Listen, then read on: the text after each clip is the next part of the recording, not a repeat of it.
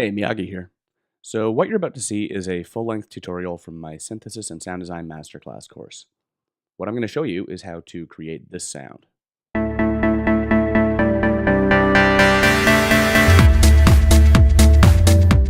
It's a smooth, progressive house or electro house chorded bass sound, and it has lots of emotive motion and intuitive control. So be sure and grab a free download of this patch in the links below. So although there's a lot of processing on this sound, including the addition of a sub bass as well as external effects, filtering, and EQing, we're going to use our time today to look solely at Massive. To learn how to get even more out of your synths and effects, be sure and check out the Synthesis and Sound Design Masterclass.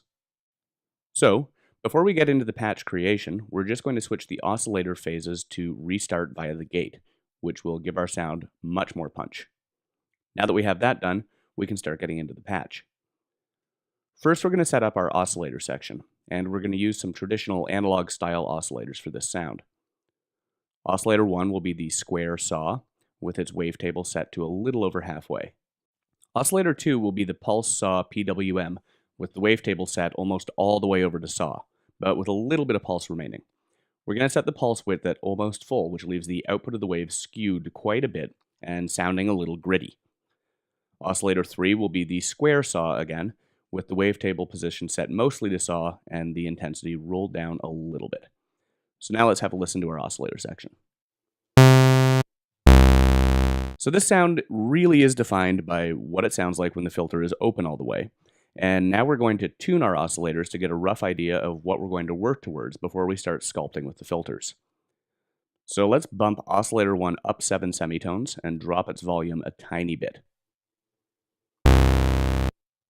Oscillator 2, we're going to drop an octave and detune it a little negatively. Oscillator 3, we're going to leave at the root pitch and just detune it a little positively.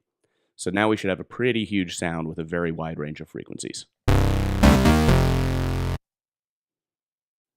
So next, let's work on the filters. I'm going to set them to parallel with the mix 50-50 between the two. Now I'm going to route all three oscillators to send a little bit of their outputs to filter 2. I'm going to choose the low-pass 4 filter for filter 1 and the daft filter for filter 2. Then add a little bit of resonance and roll the cutoffs all the way down. So next I'm going to take envelope 2 and apply it to the filter cutoffs, using it to bring the pitch back to about halfway open. I'll quickly adjust envelope 2 to have no attack, no sustain, and a decay of about 50%. Now we can start hearing the pluck. Next I'm going to take the white noise and route it just to filter 1. I'm going to use envelope 2 to bring its amplitude up a bit, and I'm going to bring the color up all the way. Next I'm going to add a little bit of feedback, not much, just about 25% to fatten it up. Next, let's have a look at the effects and the routings. I want to have insert 1 behind filter 1 and insert 2 behind filter 2. For insert 1, I'm going to choose the sine shaper. I'm going to add a little bit of drive, and I'm going to bring the wet dry up to about 40%. Because we put the white noise only through filter 1, it's going to be distorted in this manner. We're going to use a different type of distortion for filter 2. So for insert 2, which is behind filter 2, I'm going to choose the hard clipper, and I'm going to bring the drive up most of the way. Then I'm going to send envelope 2 over to the wet dry and use it to bring the signal up a little bit. Next we're going to go to the global effects, and we're going to add some classic tube to the whole sound. A little bit of drive and a little bit of signal as well as some reverb. Again, nothing drastic. So now let's quickly activate the EQ and use it to bring the highs up quite a bit. So now we're going to do something really cool. We're going to take Massive's macro 1 knob and apply it to a whole series of parameters. I'm going to apply it to the cutoffs of filters 1 and 2 and give it a 100% value. Next I'm going to add it to the decay time of envelope 2 and give it a little bit of mod value.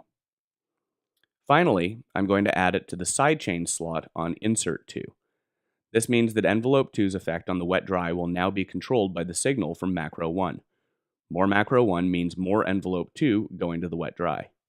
Now let's have a listen to Massive's overall output, and I'll adjust macro 1 so you can hear the huge impact this kind of modulator on modulator mapping can have.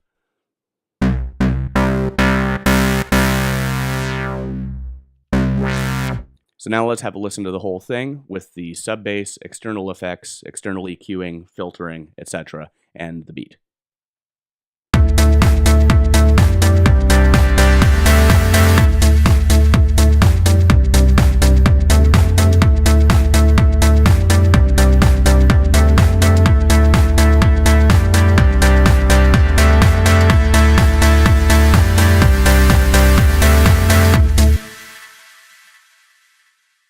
Nice.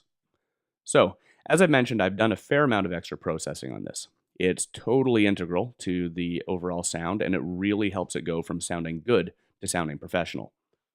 So to learn more about this kind of approach, be sure and check out the Synthesis and Sound Design Masterclass. We'll go through over 10 hours of video content looking at concepts and their implications and how to use them, and getting you super comfortable defining your own sound as an artist. Also, be sure and download this patch using the link below.